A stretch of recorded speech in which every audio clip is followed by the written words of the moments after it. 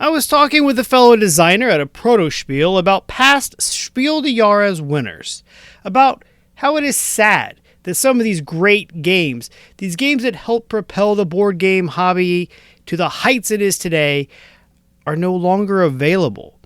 We then started looking at some of the games, and I couldn't help but purchase a few. One that struck my interest was Andreas Seyfath's Manhattan, 1994's Spiel de Jahres winner. He is better known for creating the 2002 game Puerto Rico. He and his wife won the 2006 Spiel de Jahres for Thurn and Taxis, which is also on my list to procure, but it is quite expensive.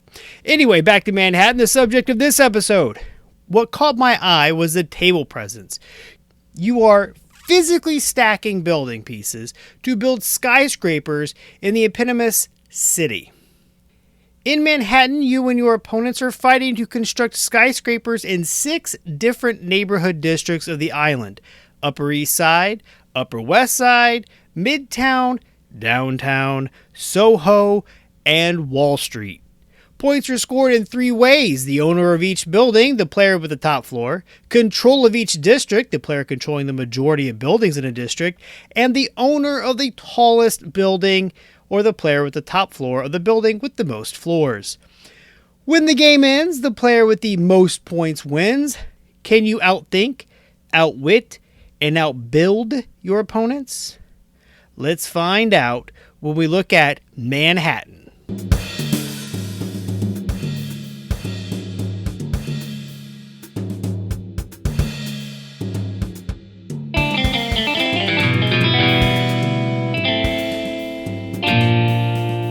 Alright, welcome back to Eat Lunch and Board Game. I'm your host, Adam Collins, and let's take a look at the rule clarity for Manhattan.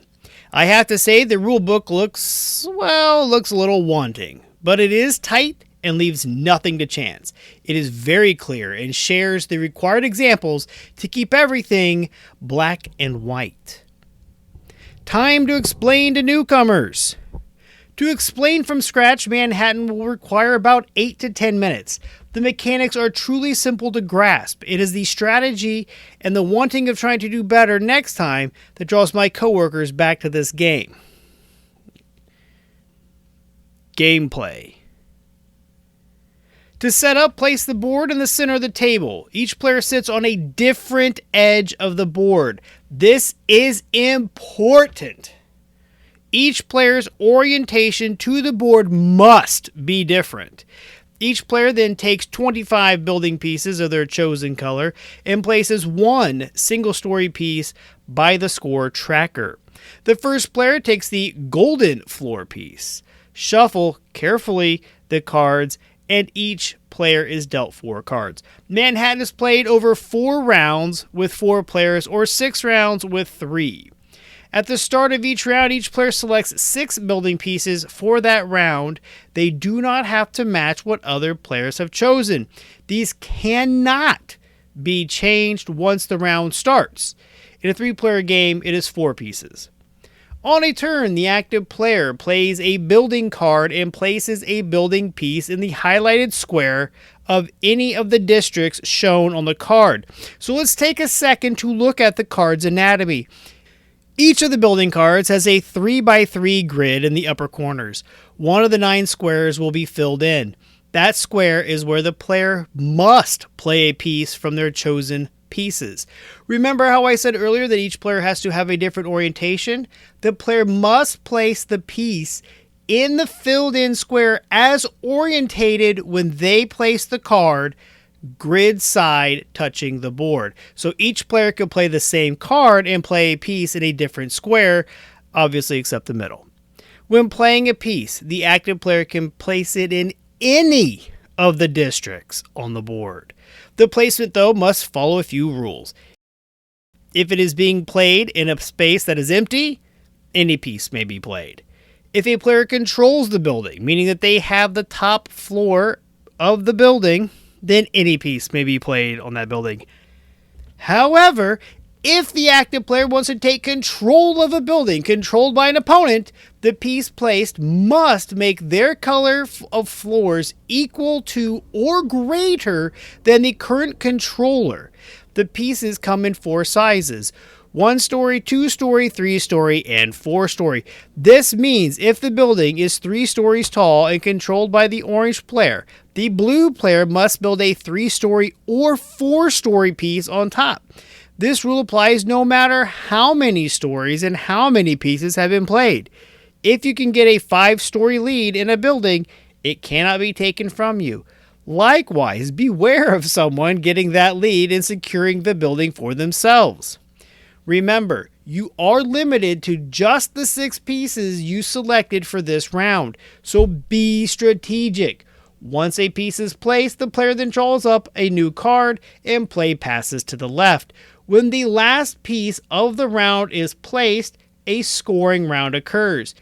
Each player receives 1 point for each building they control. Then, whoever controls a majority of buildings in a district receives 2 points.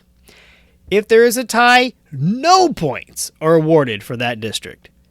And lastly, the player that controls the tallest building receives 3 points.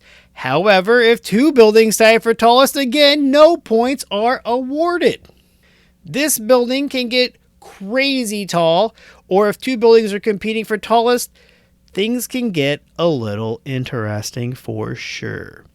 After scoring, the golden floor is passed to the left, 6 building pieces are selected for the new round, and the new first player starts the next round. This continues until the last piece is played. A final scoring round occurs, and the player with the highest score wins. Lunchtime potential. Absolutely!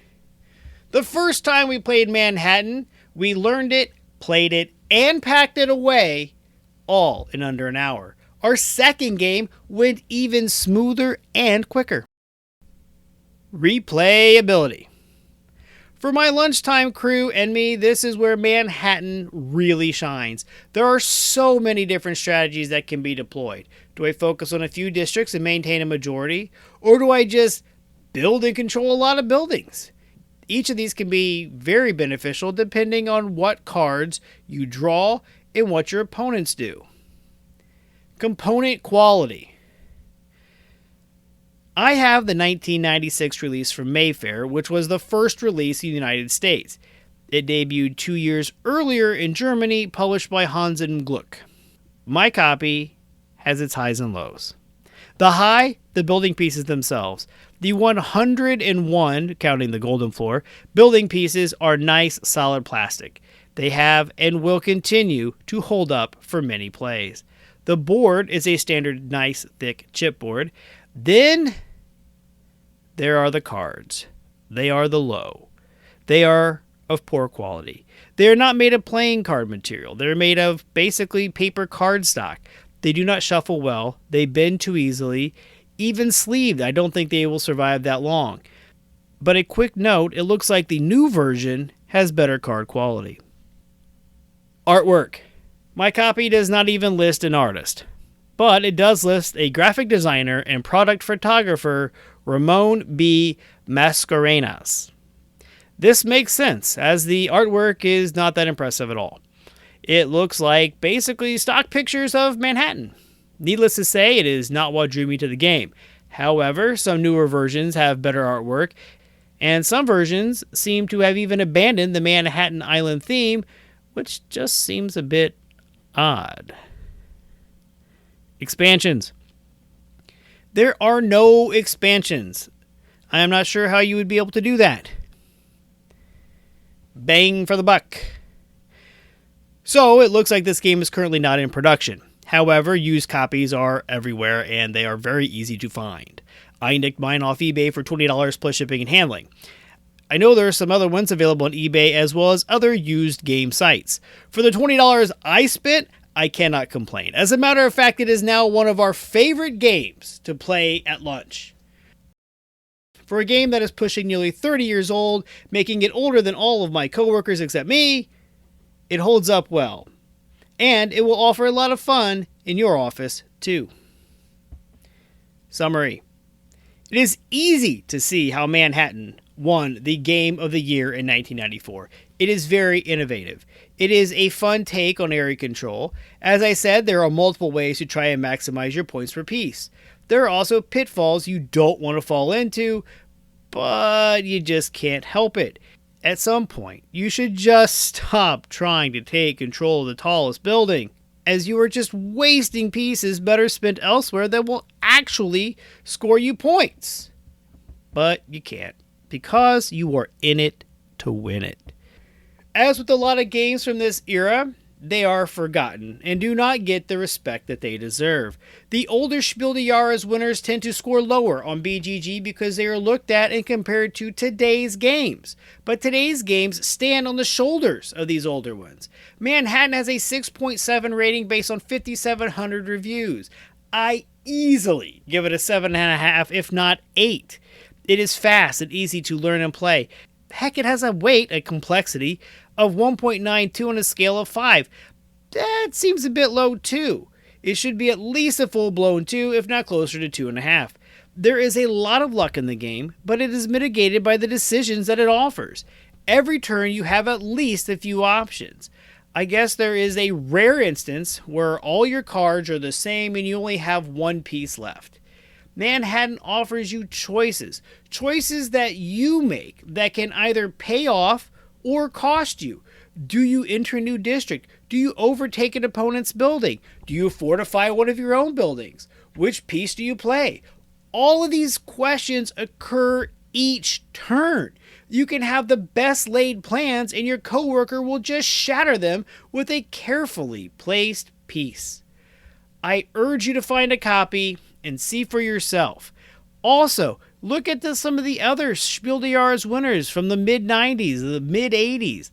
There are some real gems out there. And stay tuned, as I am still trying to track down some affordable copies of some of these older Spiel des Jahres winners, and I'll be playing them at work, and I'll let you know how they go. As usual, you can reach out to me via Facebook at facebook.com/eatlunchandboardgame. Go to the website, www.eatlunchandboardgame.com, click over to the Discord channel, leave me a game suggestion, or just say hi. And as always, you can reach me via email at eatlunchandboardgame@gmail.com. And remember, board games build bridges.